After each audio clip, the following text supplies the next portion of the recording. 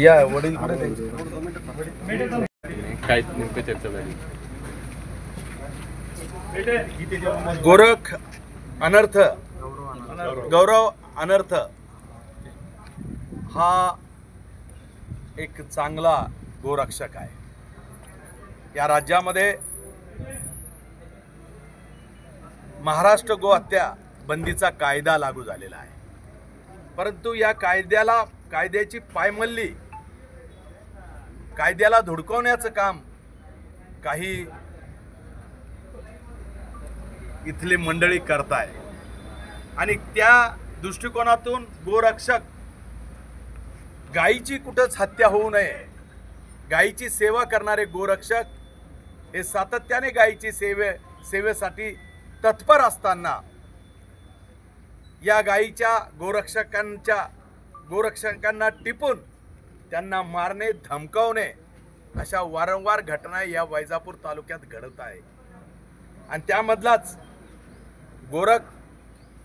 गौरव अनर्थ हा एक गोरक्षक ज्याचं खंडाळा येथे केश कर्तनालय आहे आणि त्याचा व्यवसाय करून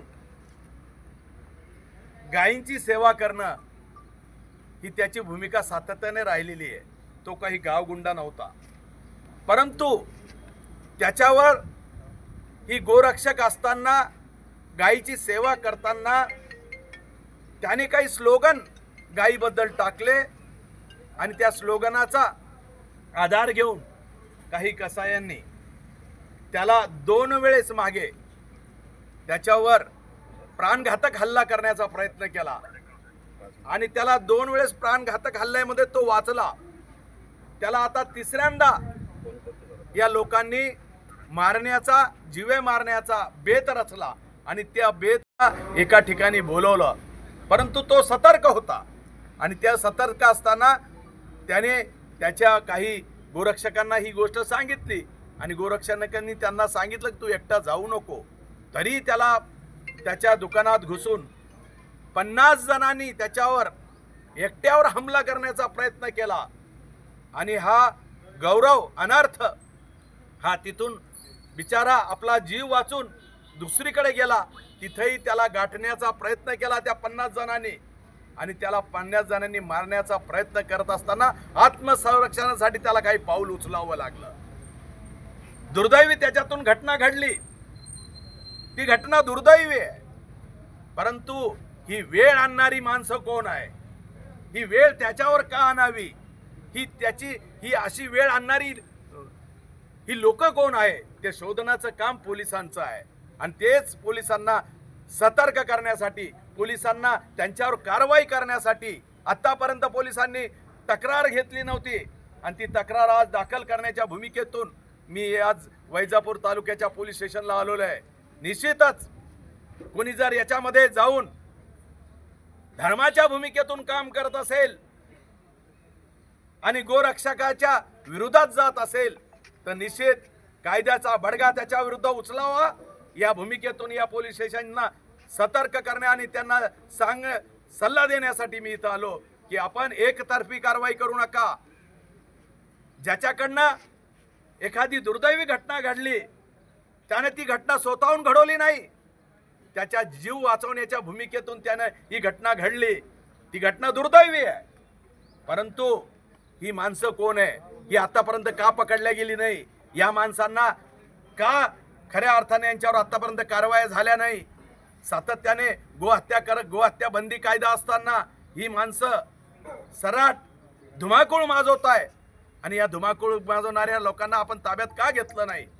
खऱ्या अर्थानं त्याचे वडील इथं आलेले, त्यांची तक्रार घेतलेली नव्हती, ती तक्रार त्यांच्या वडिलाला आणि ज्यांचे नुकसान केले, दुकानं जाळल्या, जो हौदास यांनी घातला त्या हौदास घालणाऱ्यांना ताबडतोब अटक करा।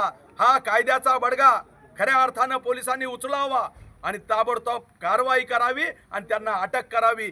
सिव्हिल हॉस्पिटलमध्ये जाऊन धिंगाणा करतात, दहशत निर्माण करण्याचे काम करतात, अजिबात या महाराष्ट्र राज्य खऱ्या अर्थानं हे देवेंद्र फडणवीस मुख्यमंत्री असताना हे राज्य आहे, हे कायद्याचं राज्य आहे आणि त्यामुळं अजिबात खपलून घेतले जाणार नाही। आणि त्यामुळे गो हत्याबंदीचा कायदा पायमल्ली करणाऱ्यांना, गो हत्याबंदीच्या कायद्याला धुडकावणाऱ्याला पहिले 8% ही भूमिका घेण्यासाठी, भूमिकेचं खऱ्या अर्थानं या भूमिकेला सार्थ राहून काम करण्याच्या भूमिकेतून मी या पोलिसांना सांगायला आलो। आणि त्यामुळे निश्चित गौरव हा काही गावगुंडा नाही आहे आणि त्यामुळे त्याच्याकडे बघण्याचा दृष्टिकोन गावगुंडांचा ठेवू नका।